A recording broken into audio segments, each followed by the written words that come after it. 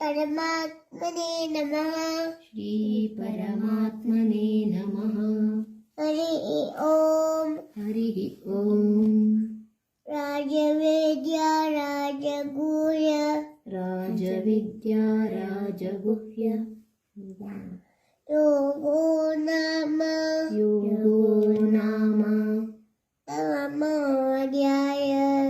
नवमोऽध्यायः। श्रीभगवानुवाच श्रीभगवानुवाच इदं तु ते गुह्यतमम् इदं तु ते गुह्यतमम् प्रवक्ष्याम्यनसूयवे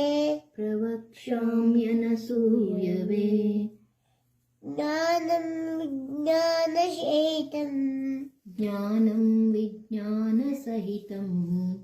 ज्ञात्वा मोक्षसे यज्ञात्वा मोक्षसे शुभात्। राजविद्या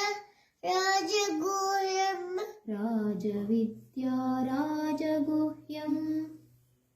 पवित्रमिदमुत्तमम्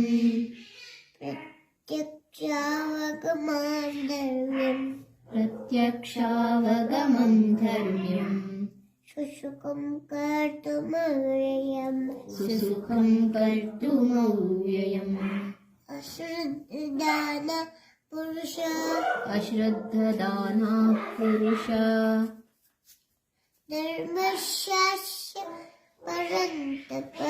धर्मस्यास्य परन्तप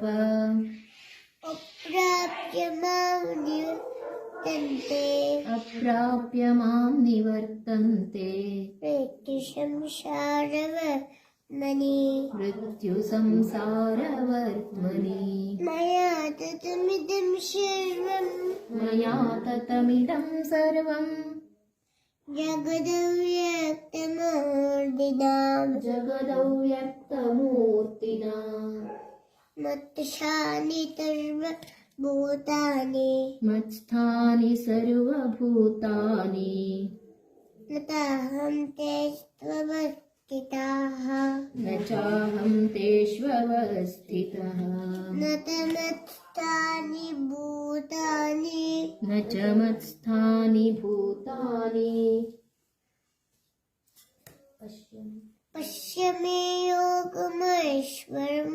पश्य मे योगमैश्वरम्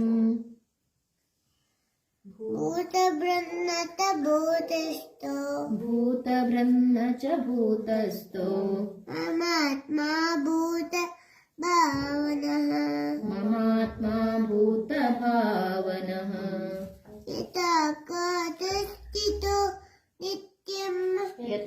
यथाकाशस्थितो नित्यम् वायुः सर्वत्र गो महान् तथा सर्वाणि भूतानि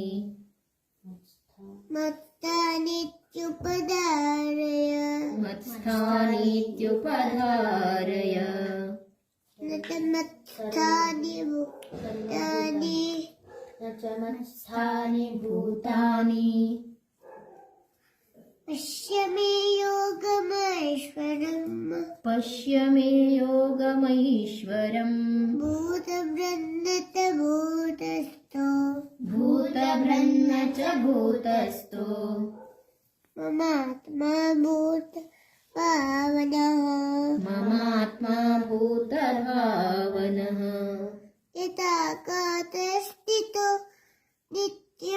यथाकाशस्थितो नित्यम् वायुः सर्वत्र गो महान्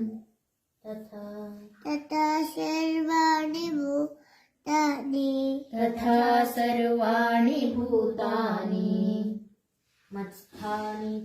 मत्स्थानीत्युपधारय मत्स्थानीत्युपधारय सर्वभूतानि कौन्तेय सर्वभूतानि कौन्तेय प्रकृतिं यान्ति मामिकाम् प्रकृतिं यान्ति मामिकाम् कल्पक्षये पुनस्तानि कल्पक्षये पुनस्तानि कल्पादौ विसृजाम्यहम् प्रकृतिं स्वामस्तभ्य प्रकृतिं स्वामवष्टभ्य विसृजामि पुनः पुनः विसृजामि पुनः पुनः भूतब्रह्ममिमं कृष्णम् भूतब्रह्ममिमं कृत्स्नम् अवशं प्रकृते वशात् अवशं प्रकृतेर्वशात्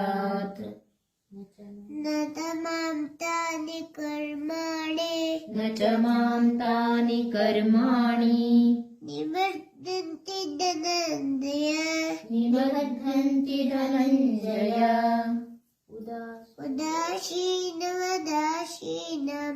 उदासीनवदासीनम् अतक्तेन्तु कर्मसु असक्तं तेषु कर्मसु मयाध्यक्षेण प्रकृतिः मयाध्यक्षेण प्रकृतिः श्रूयते सूयते सचराचरम् हेतुनानेन कौन्तेय हेतुनानेन कौन्तेय जगद्विपरिवर्तते अजानन्ति मां मूढाः अवजानन्ति मां मूढा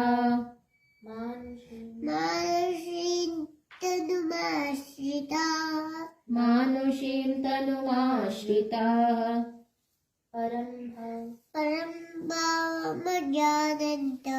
परं भावमजानन्तो मम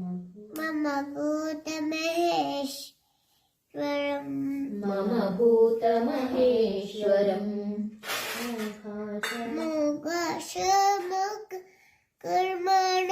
मोघाशामोघकर्माणो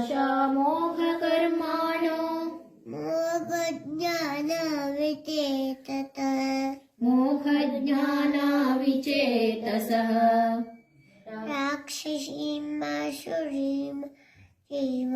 राक्षसीमासुरीं चैव प्रकृतिं मोहिनीं श्रिताः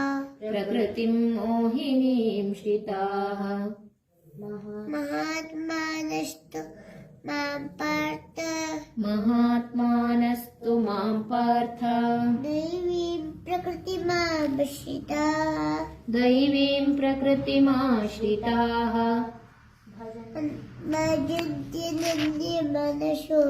भजन्त्यनन्यमनसो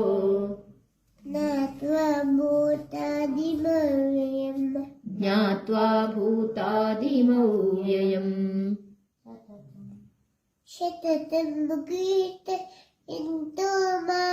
सततं कीर्तयन्तो माम्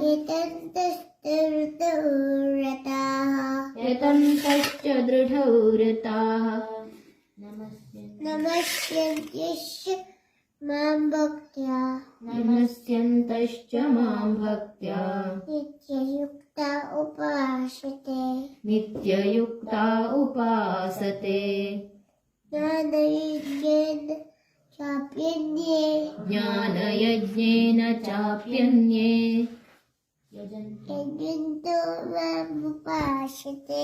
यजन्तो मामुपासते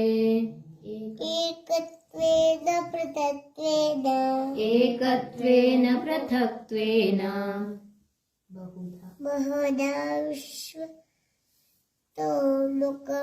बहुधा विश्वतोमुखम्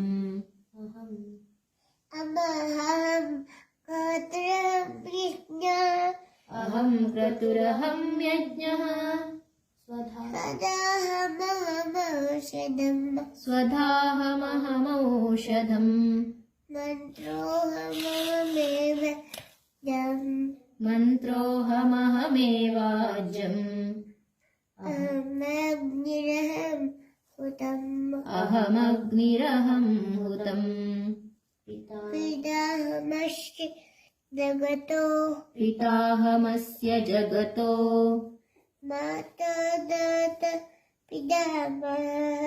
माता धाता पितामहः वेद्यं पवित्रमोङ्कार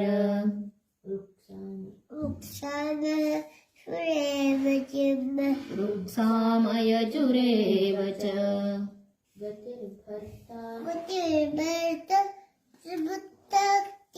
गतिर्भर्ता प्रभुः साक्षी निवासः शरणं सुहृत्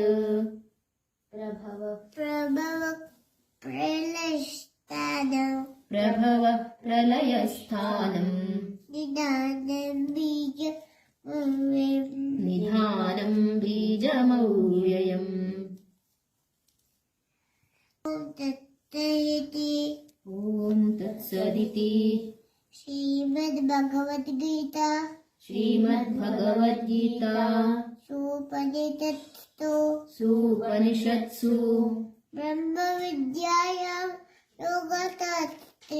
ब्रह्मविद्यायां योगशास्त्रे श्रीकृष्णार्जुनसंवादे राजविद्या राजगुह्ययोगो नाम